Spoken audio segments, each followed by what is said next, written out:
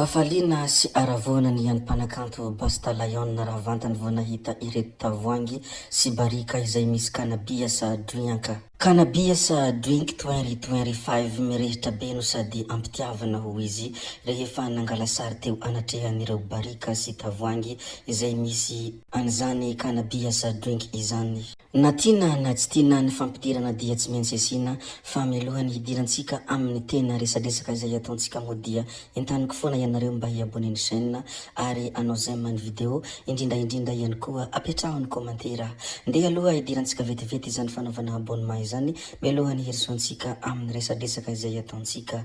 Ndao ary tompoko lahy, ndao ary tompoko vavy, aboneo ary ny chaîne atsika.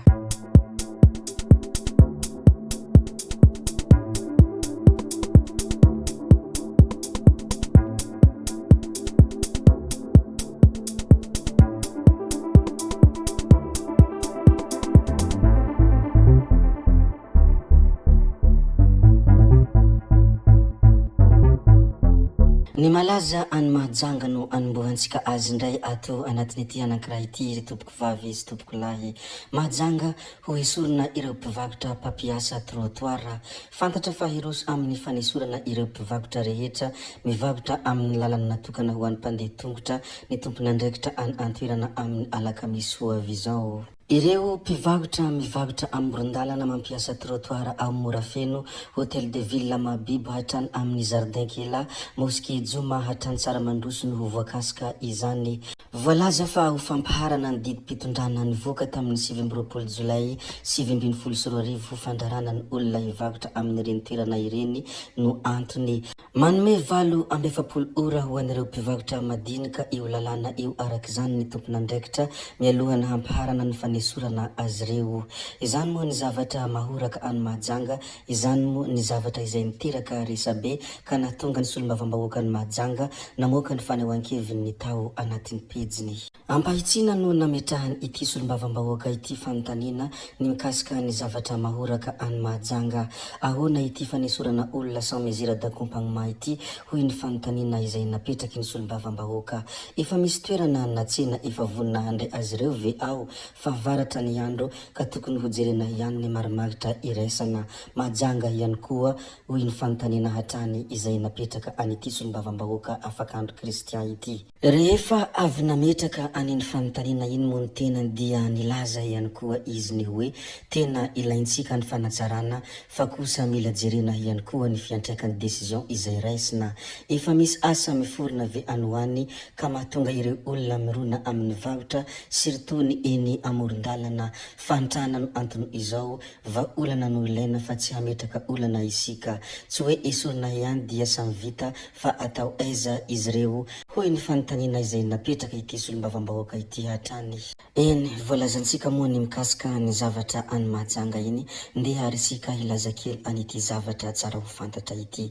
Nafatesana olona 5 farafahakeliny ilay tafio-drano mandry tany Etazonia.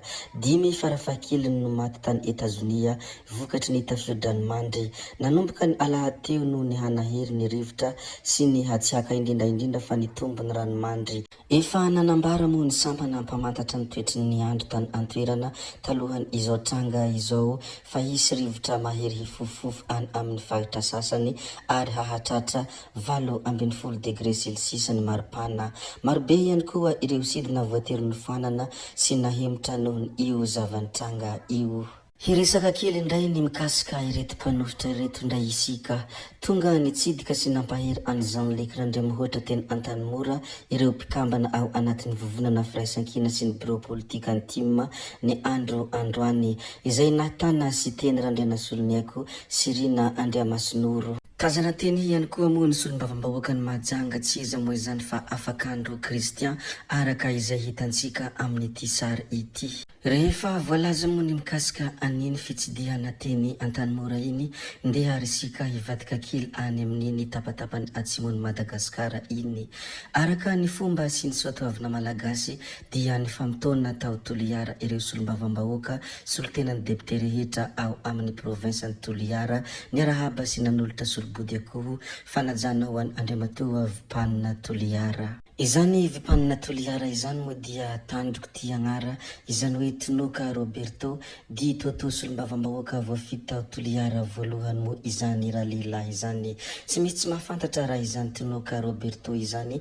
Nitarika sy nitondra teny ireto délégation ireto moa ny solombavambahoaka voafita tao Ambovombe, tsy izy moa izany fa Monsieur le RG na hoe rapporteur général de l'Assemblée nationale.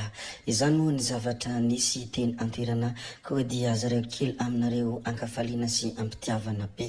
Rehefa tafaresaka mikasika an'ity Andriamatoa Tinoka Roberto ity moa ny tenanay dia mahatsiaro tampoka ity programa izay tsara ampahafantarina ho an'ny malagasy rehetra mpiray tanindrazana ity. Aza adinoana faharampitso 20 janoary ny filan-kevitry ny ministra voalohany amin'ity taona 2024 ity. Ho ampitaina mivantana amin'ny televiziona malagasy sy ny radio national malagasy ary ao amin'ny pejy ofisialin'ny Andry Nirina Rajoelina Andriamatoa Filoha Jena moa izany zavadrehetra izany. Koa dia manentana atsika mpiray tanindrazana hanaraka izany manomboka amin'ny 4 ora tolakandro haramo satria anisan'ny zavatra ilaina amin'ny firenena ny fanarahana ireo rehetra mandalo sy ireo rehetra izay misongadina. Iarahantsika mahalala fa anisan'ny tena mahoraka ao anatin'ny tambanjotra moa ny resaka iny tranokalantseny iny ary anisan'ny natonga an'ity ramatoa Lalatina nanaparitaka ity publication izay nataon'ny Toavina Rabe ity. Toy izao moa ny publication izay nambaran'ny Toavina Rabe. Voka mpifidianana navoaka ny timma tamin'ny sitiny seny. Niaiky Jean-Luc fa izy no niditra tao amin'ny sitiny seny tratra tao anatin'ny ordi personne ny capture d'écran misy ny code route ny serveur.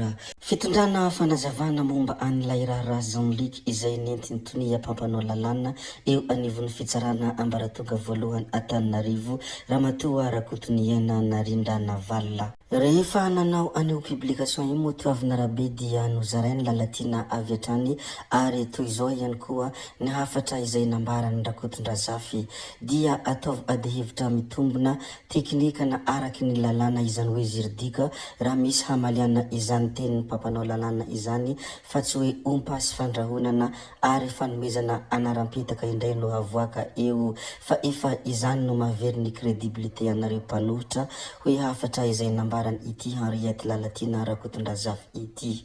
Izany hafatra izay omeny izany moa dia mety efa tanteraka amin'ireo mpanohitra ary anisan'ny manome lesona ireo mpanohitra. Tompoko vavy sy tompoko lahy izay ihany koa no namarana ny videontsika koa dia mankasitraka anareo eram-po eran-tsaina na vita ny hagitra ny hain'ny video hatramin'ny farany ary mbola manentana anareo fona ny mbola hanaraka ny video manaraka izay alatsaka hiato misesisesy isanandro.